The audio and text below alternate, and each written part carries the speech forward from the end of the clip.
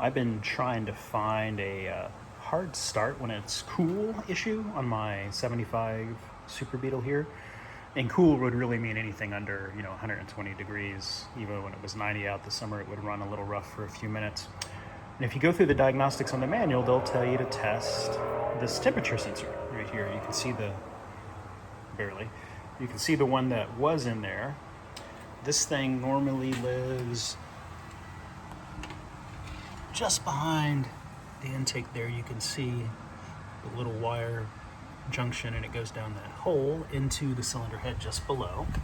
And that is supposed to read 2,500 ohms at about room temperature or 68 degrees Fahrenheit. This one was reading about 1,000 ohms, which meant the car computer, such as it is, thought it was about 120 degrees out, so it really wasn't richening the mixture when the car is cool. So let's give this a try. I put the new one in, and we'll see what happens.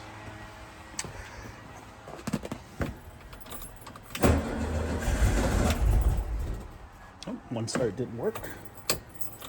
So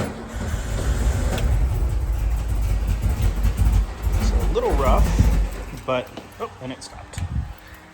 You're messing up my demo here.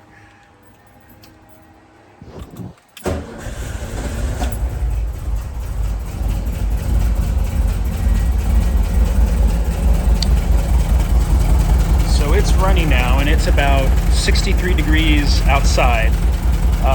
Before that temperature sensor was changed, it wouldn't run for a few minutes unless I kept some extra fuel going. So this is actually a pretty good improvement. I still have some air-fuel mixture issues to get worked out with that, and probably the exhaust leak that I have is still hampering everything, but almost there.